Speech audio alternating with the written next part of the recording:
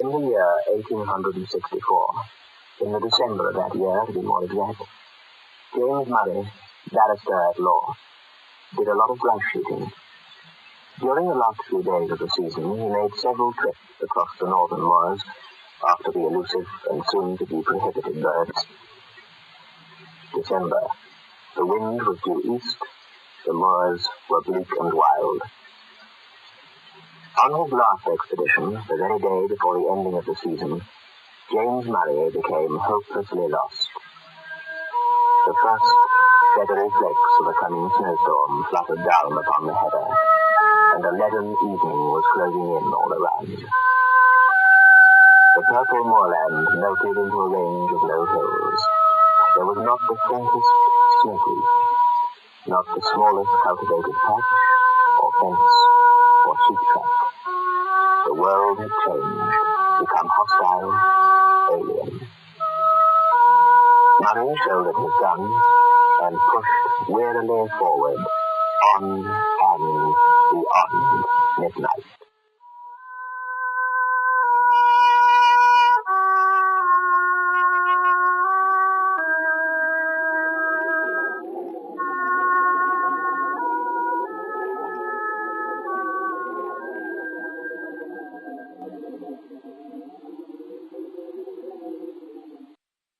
Beyond Midnight by Michael McKay.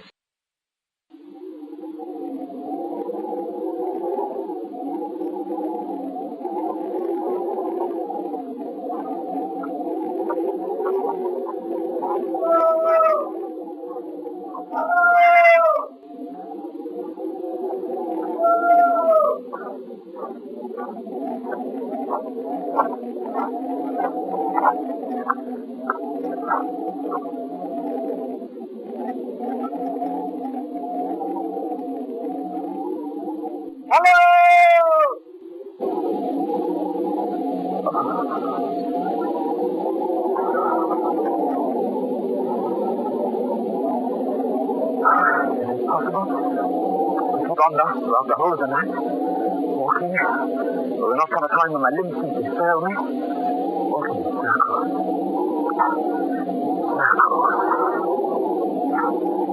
Hello! Can you hear me? Here, this way, here. Can you find me? Here. I'd almost given up. I began to think of falling down and sleeping. I haven't been walking in circles. Thank God. What for? Praise me. What for?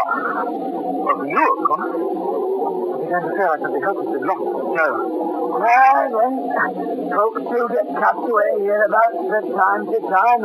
And what to hinder you from being cast away likewise? If the good Lord is so minded that you and I shall be lost together, friend, we must submit. But I don't mean to be lost without you.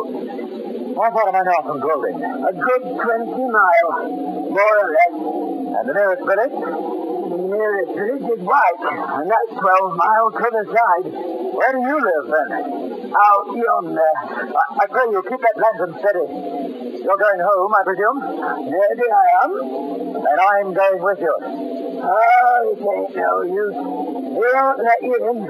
Not me. We'll see about that. Who is he? The master. And who is the master? That's not to you. Well, lead the way, please. And I'll engage that the master shall give me supper and lodging tonight.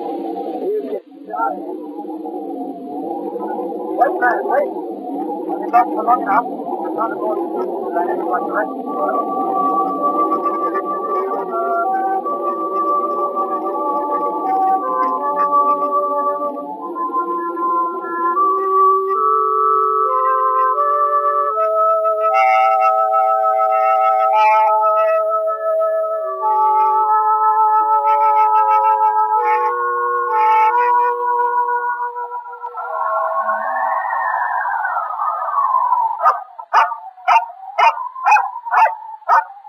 Is this the house? Aye, it's the house. Down there.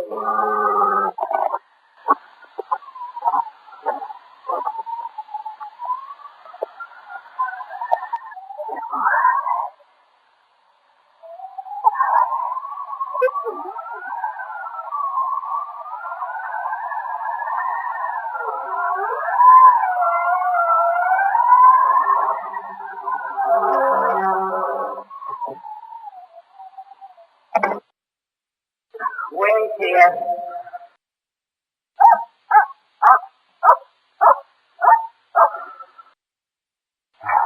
Shelter, at least.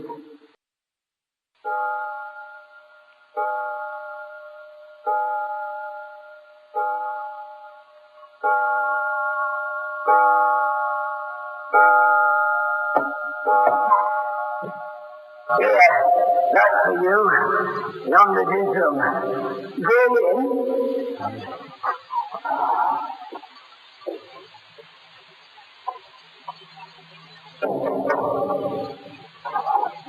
Who are you?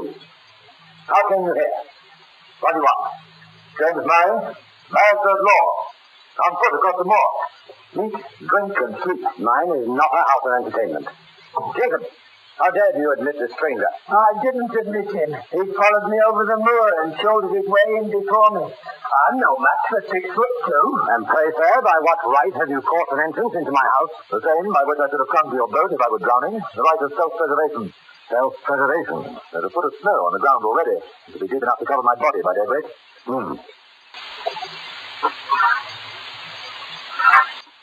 It is true. You can stay here if you choose till morning. Jacob, here's the supper.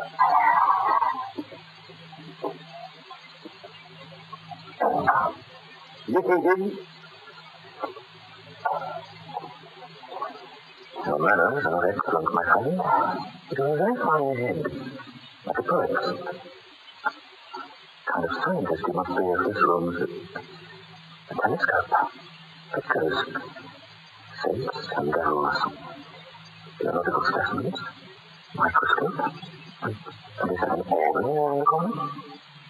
Books and more books. Enough to keep a keen man busy for a year. You really don't speak to me, Blasted. You didn't even know your name. But Dad, you look like a big bit from Beethoven. I wonder if you would consider it bad taste if I drew nearer the fire.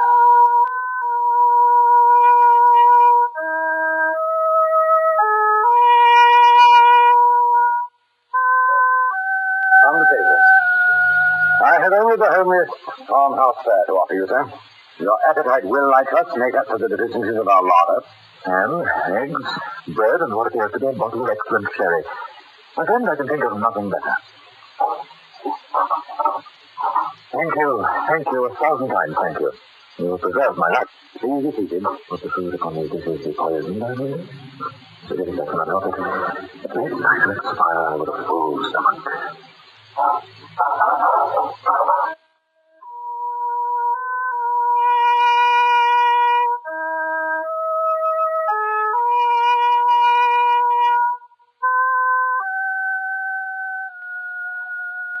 Was probably the finest meal I've ever tasted. Thank you. Sure, cast away on a desert island in a storm, a glass of uncontaminated water and the crust would seem manna from heaven. I have lived here in semi-retirement for 23 years. During that time, I have not seen as many strange faces. I have not read a single newspaper. You are the first stranger who has crossed my threshold for more than 4 years. Will you favor me with a few words of information about the outer world from which I have been parted for so long? Interrogate me, sir. I am heartily at your service. My inquiries will relate primarily to scientific matters. If you are not a student of science, no matter. Answer to the best of your...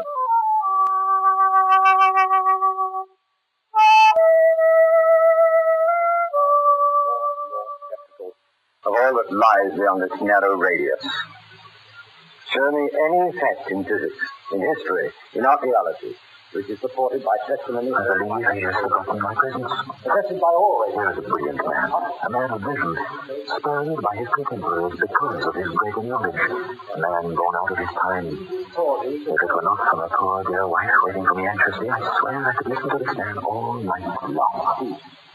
Branded as a visionary, held up for ridicule for my scientific beliefs, rooted in that field of science in which I'd labored with honor for during all the best years of my life. These things happened just 23 years ago. Since then, I have lived as you see me living now, and the world has forgotten me. And I have forgotten the world. And Arthur, you have my history. It is a very sad one, but it is a very common one. I have only suffered for the truth, as many a better man has suffered before me. You shall have more sherry. Pray, why do you look suddenly so anxious? I was thinking of my wife, my poor little wife. We have only been married 4 months, and she'll be waiting for me, watching for me, not knowing anything about my fate. I promised, you see, that I should return before dark.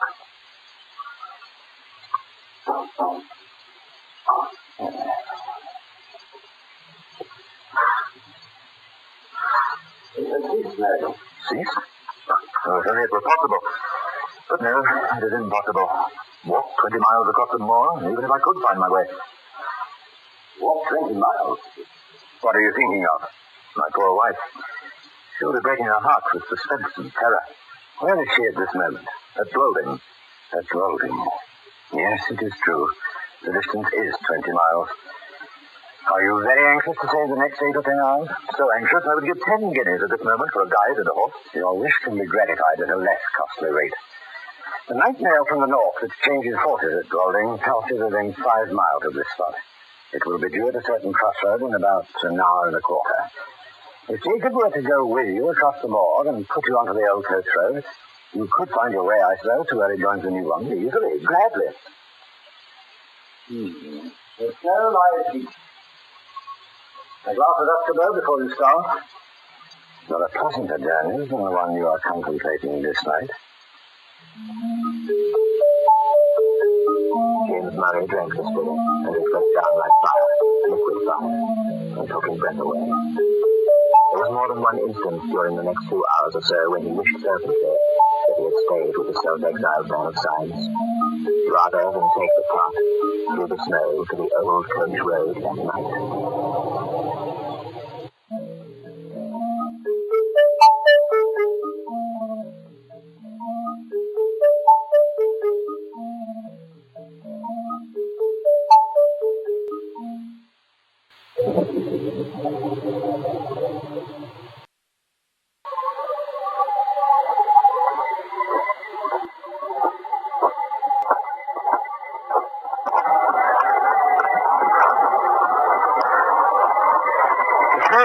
And yet I cannot remember such bitter cold.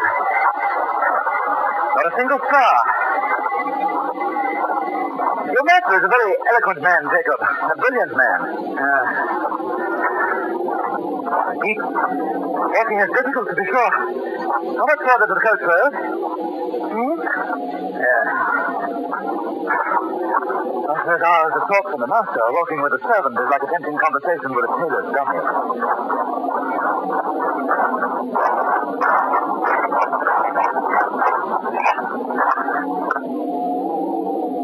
Yon's your road. Keep the stone fence to your right hand, and then you can't trail of the way. This then is the old coach road. Aye, it is the old coach road. And how far do I go before I reach the crossroads? Nigh upon 3 miles. The road's a fair road enough for foot passengers, but was over steep and narrow for the northern traffic. You'll mind where the parapet's broken away, close against the signpost. It's never been mended since the accident. Accident? What accident was that? Jacob? Beg pardon. What accident? The night mail pitched right over, down into the gully below. A good 50 feet or more. Just the worst bit of road in the whole country. Horrible. Were many lives lost? All. 4 were found dead, and the other 2 died next morning. Oh, terrible. How long since it happened? Jacob, how long since the accident? Just 9 years. Near the signpost, you say? I'll bear it in mind. Good night, Jacob. Good night. And here. Thank you. I'm deeply obliged to you. Good night, sir. And thank you.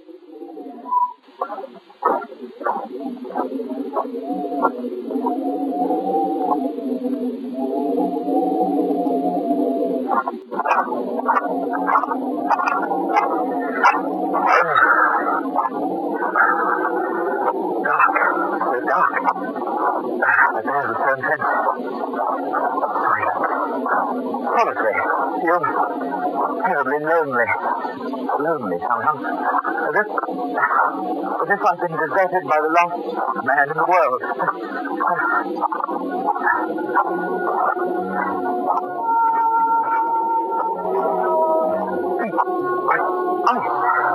Couldn't have sailing some gigantic out.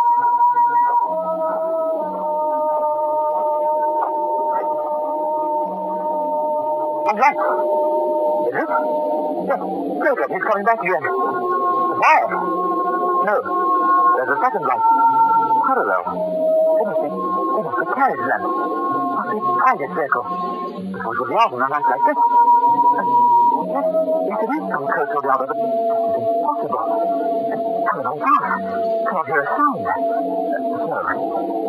Strangely noisy. It is possible that I've got the crossroads in the dark. I think I said 3 miles, and I have to walk. Can I lift the coast underneath? No, I would never have missed the signpost. And then the coach it certainly was, bore down upon Murray, came around the bend in the road and came towards him fast. Guard, driver, one outside passenger, 4 steaming greys. The lamps blazed like a pair of fiery meteors. And the coachman pulled up. The guard knuckled to the eyes in capes and comforters, and apparently sound asleep. Neither answered Murray's hail nor made the slightest effort to dismount. The outside passenger did not even turn his head. Murray clambered inside the coach, and the coach started again, as noiseless as ever.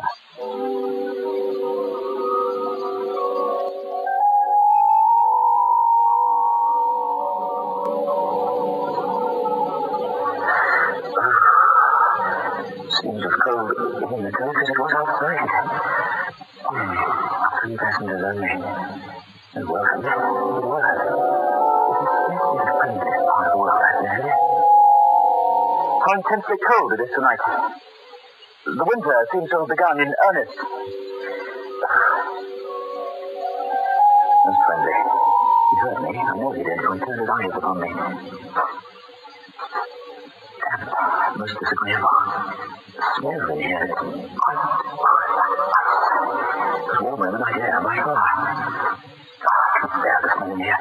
The window down could hardly let in more cold than is already present. Have you any objection to an open window? I said, have you any objection to an open window? Very well, then. I take it you have none. Rotten. Quite rotten. This window. I'm sorry, excuse me. This window is covered with mildew. Have you noticed? Anybody? Have you? The whole coach is in the very last stages of dilapidation. Decaying. Look. It's hardly safe, is it? How can it possibly be safe? Why, the old machine is quite foul, and it must have been dragged from some outhouse somewhere. It must have been mouldering away for years. Quite deplorable. The regular mail, I suppose, is under repair, yes? The passenger to which James Murray addressed this last remark turned slowly and looked at him.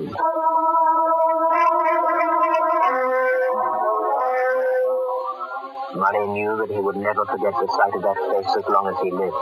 He turned cold at heart under its scrutiny. The eyes glowed with a fiery, unnatural luster. The face was livid as the face of a corpse. The bloodless lips were drawn back as if in the agony of death, and showed the gleaming teeth between. Murray turned to his officer. He too was staring at him with the same startling pallor in his face, and the same stony glitter in his eyes. What are you? What are you? And then Murray realized that none of the passengers in that coach were living men, not living men as himself. A pale, phosphorescent light, the light of putrefaction, played upon their awful faces, upon their hair, dank with the dews of the grave, upon their clothes, earth-stained and dropping to pieces, upon their hands, which were as the hands of corpses long buried. Only their eyes. Their terrible eyes were alive, and those eyes were all turned menacingly upon James Murray. In that single instant, brief and vivid as a landscape beheld in a flash of summer lightning, he saw the moon shining down through a rift of stormy cloud, the ghastly signpost rearing its warning finger by the wayside, the broken parapet, the plunging horses, the black gulf below. Then the coach reeled like a ship at sea. Then came a mighty crash, a sense of crushing pain, and then darkness. Nightmare, exile, fine food, ceased snowing, ceased snowing, ceased snowing, ceased snowing now. Hopeless. Walk 20 miles across the moor, across the prairie. Golding. Oh, I found it. Across the... He died next morning. 20 miles. Found it across the... He fell. Close against the junction of the old coach road and the new.